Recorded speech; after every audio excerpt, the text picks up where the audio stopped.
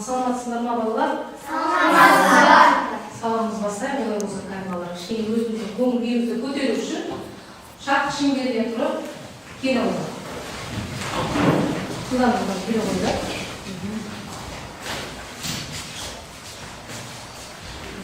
Кішкене ағаларымыз ашайық. Ал балалар, көңіл күйлері қандай болды? Жақсы болса, одан да жақсы болу үшін балалар, әрқайсымыздың өзіміздің есіміміз әдемі балалар, иә? Сондықтан сол есіміміздің алдыңғы бастапқы әрпінен бастап бір-бірімізге тілек тілей қойдық, иә? Ал кеттік. Менің атым Алинұр, саған амандық тілеймін. Өте жақсы. Менің атым Сабыржан, саған сәттілік тілеймін. Менің атым Айбике, саған ақылдық тілеймін. Менің атым Мөлдір, саған мейірімшілік тілеймін. Менің атым Атима, саған әділдік тілеймін.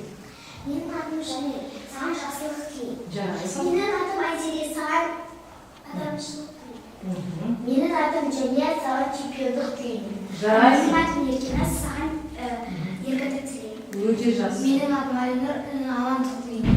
Жақсы, жарайсыңдар балалар. Керемет тілеп бір-бірлеріне, иә? Кішкене көңілдерің бір көтеріліп қалды ма? Иә.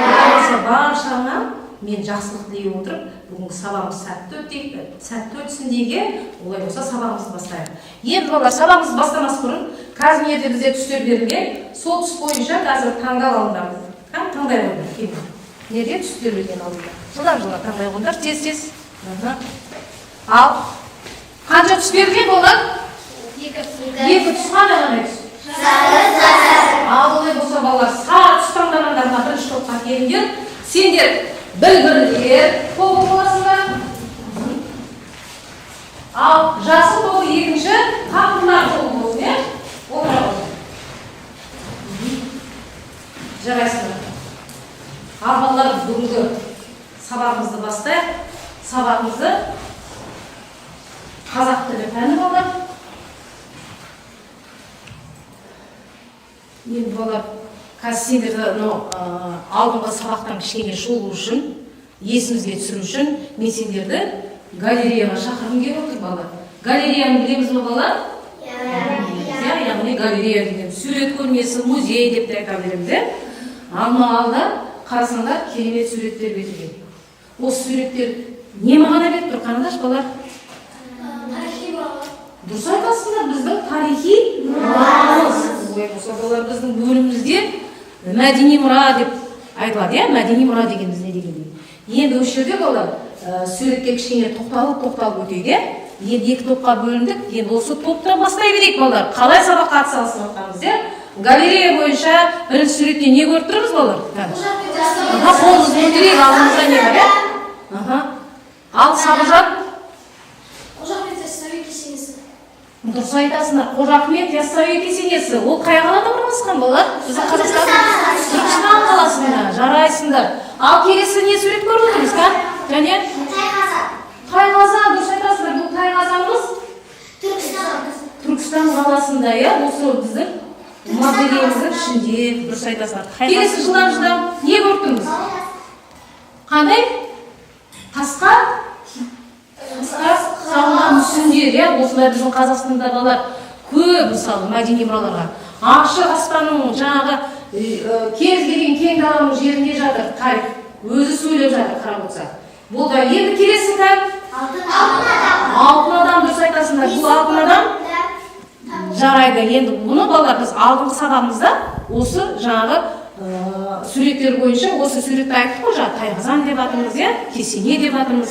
Бұл жерде күрделі сөздермен жаңағы дара сөздер бар ма, қарап жатсаңдар? Бар ма? Алтын адам күрделі. Алтын адам күрделі дейді. Тағы да? Кесене. Ол қай сөзге жатады? Дара жатады екен, иә? Олай болса бүгінгі біздің сабағымыздың тақырыбы осыған байланысты. Сөйлемнің дара және күрделі мүшесін өтеміз. Ал балалар, мақсатымыз балалар? Мақсатымыз осы тірек сөздермен жаңағы жоспарды пайдалана отырып, не істеу керек? Диалогқа түсу керек, иә? Осы мәтіндерді біз қазір оқимыз және орындай отырып, оқулықтағы. Сол бойынша диалог құрамыз. Оның ішінде күрделі мүшелерді табамыз, дара мүшелерді табамыз. Тұрақты сөз тіркестеріне көп мағыналы сөздердің ажырата білеміз балалар. Міне бүгінгі сабағымыздың мақсаты да осы. Олай болсалар, балалар оқулықтарында аша қойыңдар жылдан.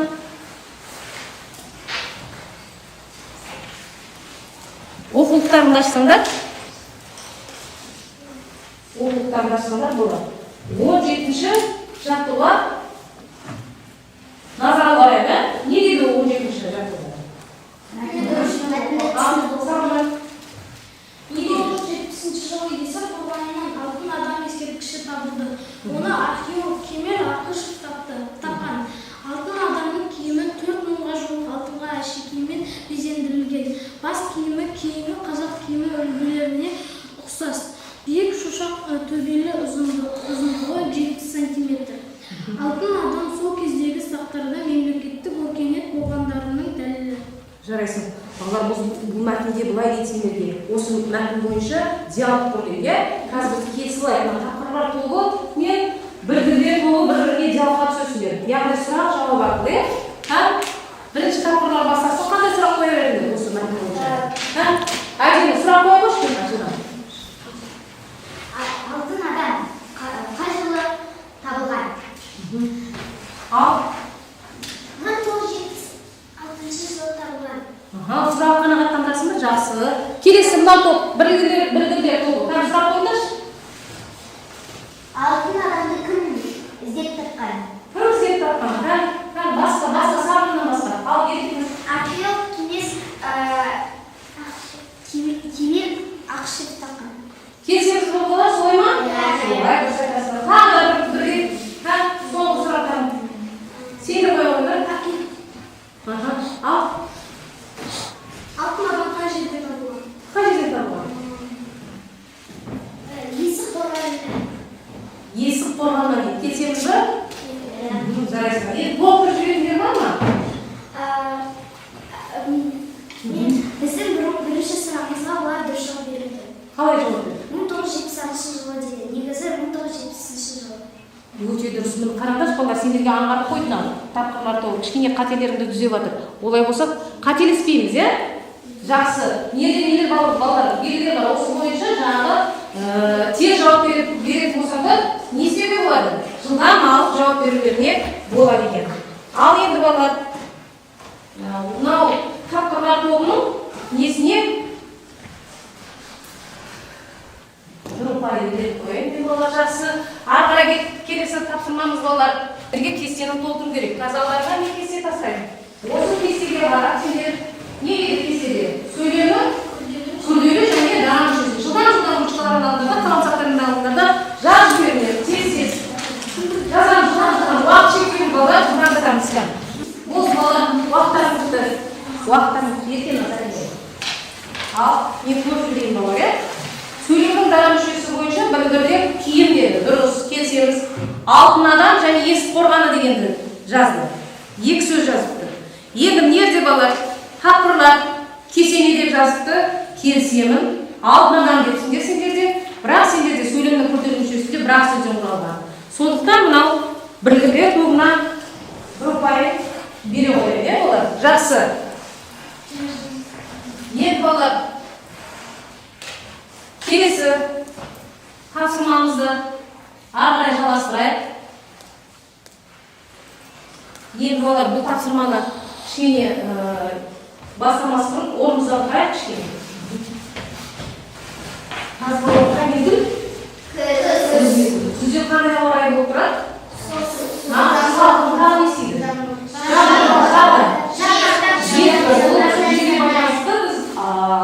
Талдарды қимыл жасай қойып, қолымызды көтереміз жылдан. Тербеледі ағаштар, алдынан желеседі. Кішкентай балалар өз үлкен болып өседі. Тағы бір қимылмен істейікші, кішкене демалып қаламыз. Бір, 2, 3. Тербеледі ағаштар, алдынан желеседі. Кішкентай балалар үлкен болып өседі. Жақсы, енді балалар отыра қойыңдар. Келесі тапсырмамызда балалар бізде Түркістан деген сөз берілген. Бұл Түркістан неге жатады?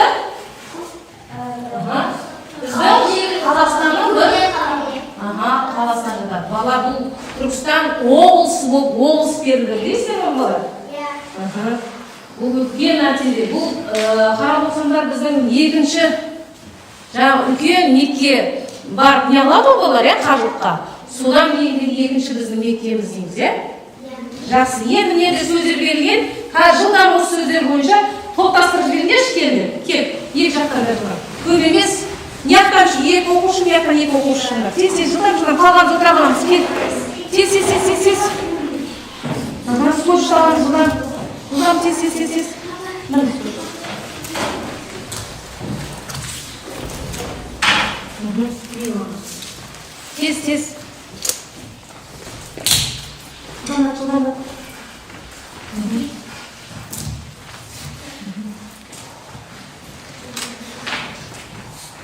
Қалып кетті ма?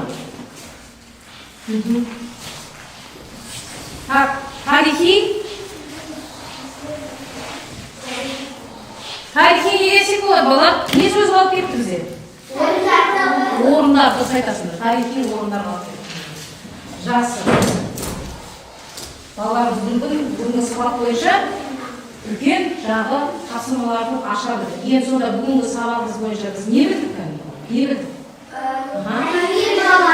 Тарихи мұралар. Не таныстық тағы да? Сөйлемі?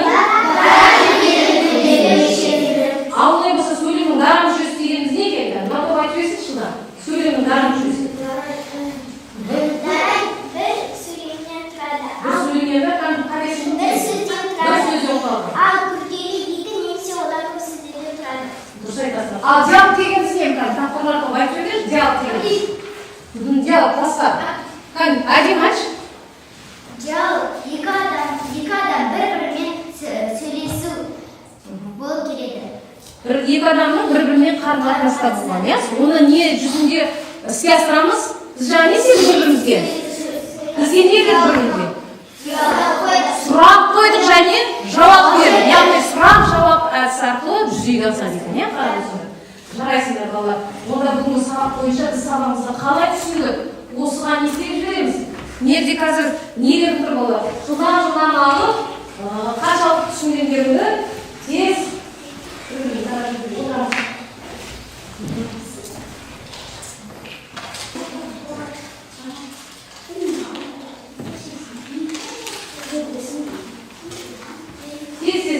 ішіне жазыра, ұшамен жазапшыларым. Тез. Атыңды емес, бүгін сабақ бойынша не түсіндіңіз? Сол бойынша. Түсінікті ма? Атын сөйлем. Тез. Бір сөзден жазамыза, не қалам, жазыра. Тез. Болып па, ал келе қойыңдар. Келе қойыңдар. Жазыра ғой, қайдерден. Мысалы білеміз, біз балалар, мынау бізге түсінікті болды, жақылай түсінеміз, мүлдем түсінген деген сияқты. Қайсың түсін? Саған түсінікті болмаз бұны айыны? Жақсы, өте жақсы. Сонда мәдени балаларға қайсың жатқызып, жаңағы галереяға шоу жасап қой. Неге жатады екен? Бізді? Ата балаларымызға келе жатқан балаларымыз жатады екен. Жақсы болды. Тез жақсыңдар. Жуан. Ерген аз. Жақсырамыз тез. Бұдан да сыңдар. Келе қойды.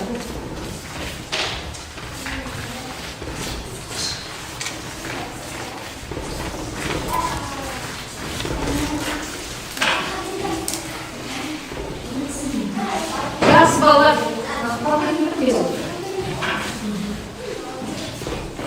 Көпшілігіміз балалар бүгін сабағымыз түсінікті болыпты. Неде кім жақсырды ма?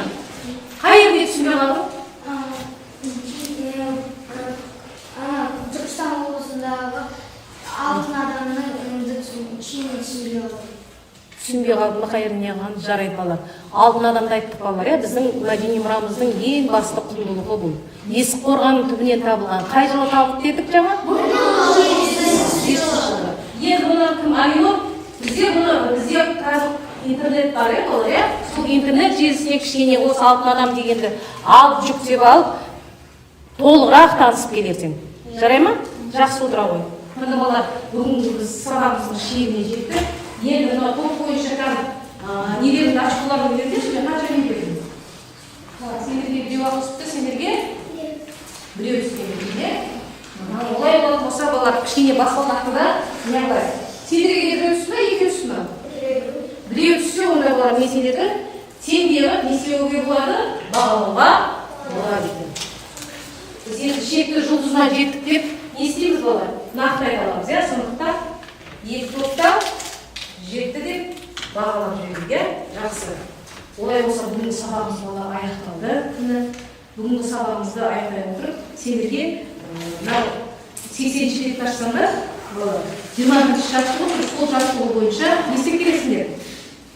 Жаңағы әлеуметтік желіге кіре отырып, сөйлемнің түсінікті етіп, орнына қойып келесіңдер. Жарай ма? Жақсы, олай болса сабағымыз аяқталды. Рахмет. Сау болыңыз.